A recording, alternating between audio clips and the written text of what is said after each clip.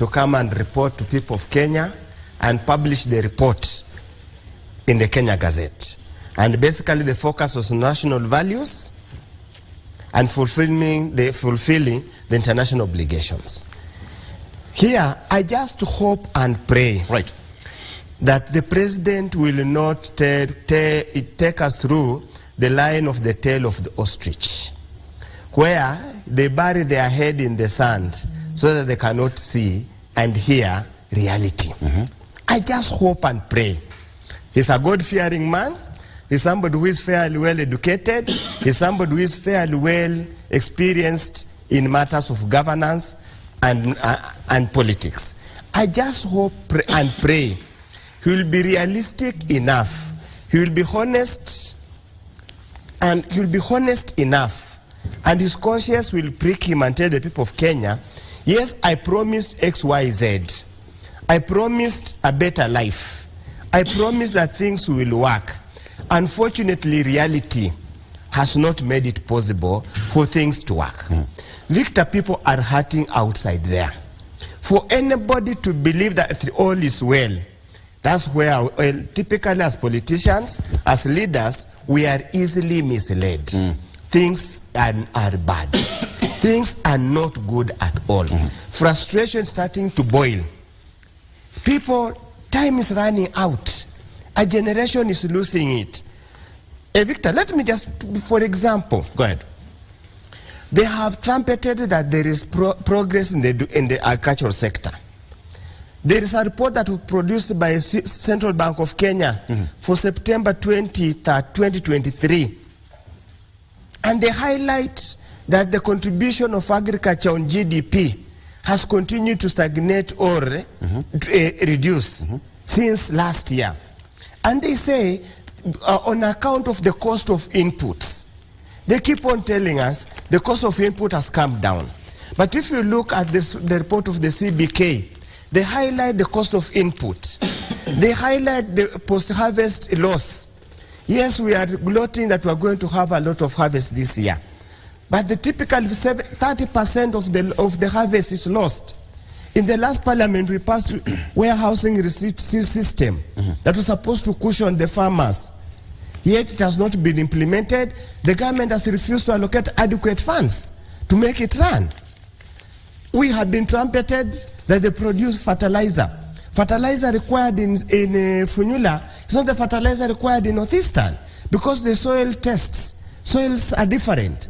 So if you give me fertilizer that doesn't help me, you are simply benefiting another area and leaving the others to die. As we speak now, the economy has continued to contract. First quarter of last year, 2022, the economy grew at 6.2. Now it has contracted. It has only grown by 5.2. And these are facts from Central Bank of Kenya. They're not my facts made up. We have been trumpeted that they have gloated that they have reduced borrowing. Again, reports from the Central Bank says the public debt and guaranteed debt has grown by 8.5% since this government took over, and that was at the end of December. So if we incorporate what they have borrowed now, you'd find the public debt has actually increased tremendously, and that's why they came to Parliament and forced the lifting of the debt ceiling so that they can have free hand to borrow as much as possible based on the GDP, nominal GDP. Yet again, in a country where not all transactions are monetarized, you can never be able to tell the exact GDP. How even things are worse, Victor. Currently, the base lending rate has increased to 13.83. Yet the 91 T-bill is now at 15.186%. So a typical banker, a typical financial institution, whom will he give the money? He'll give to the government because they are offering a higher rate, and secondly, government has sovereignty. So credit is starting to be squeezed for business and for the common mananchi that are unable to produce. And that's why you see the shilling has been on a free fall, because the shilling is a commodity. Look at it, it's a commodity. Supply and demand determines the pricing. We are having a situation now. Even to interest you, if you took your money to save in a bank, the bank will pay you 4% savings, interest Yet, inflation is now 6.92%. What's the implication of that? That your wealth is being eroded every day. What you save, if you saved 1 shilling, the reality that what you will get when you call for that shilling back, you will get 6 shillings. I mean, you get 60 cents. Mm-hmm. Your savings are being eroded. The country is in trouble. The country is in danger. Mwalimu Sosioni is here. The education sector, capitation has not been coming. Has not been coming. Talk to the head teachers. Talk to the principals. They were promised capitation. Even GSS 15,000 per each student per term. What comes is 6, average 6, 7. The schools are in trouble. The public debt, I mean pending bills, in respect of schools, is even much more than the public pending bills at the national government and the county government. So what will the schools do? They are going to increase fees next year. From 53 for national schools to 73,000 for national schools. The common child of a poor man in the villages will not go to school.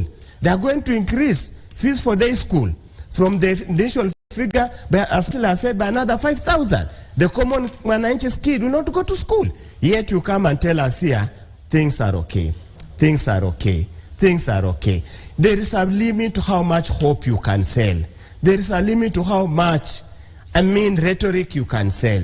There is so much that you can lie to people. They get fed up with unsubstantiated lies. That's why I'm asking, when he comes today, if he has already written his speech and he has listened to the people of Kenya, and he listened to the MPs when they went to see him on Tuesday, I think it was on Wednesday. Was it on Tuesday? On Tuesday. On Tuesday. I hope he has listened to them. Truth of the matter, they told him, stuck on his face, that you are punishing us on the ground. Things are bad on the ground. Fuel prices. We had 16% VAT. It was increased to 18% VAT. You can see the implication of increase from 16 to 18%. So for him, or for the government to argue that the increase of fuel, cost of fuel, is not a government's making, is again a disingenuous lie. It is an unfortunate lie. The crude oil prices all over the world is falling. It's falling. And that's a documented fact. So we have really no reason at all to tell us the crude oil will continuously increase. Let's just be realistic. Yes, he says they had a plan. The plan has fallen on its back. It has fallen.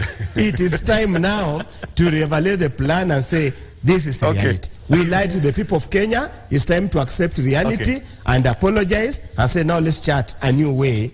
Okay. Before I wanted to add one point. Just take a break. Let's take a break if you don't mind. Okay.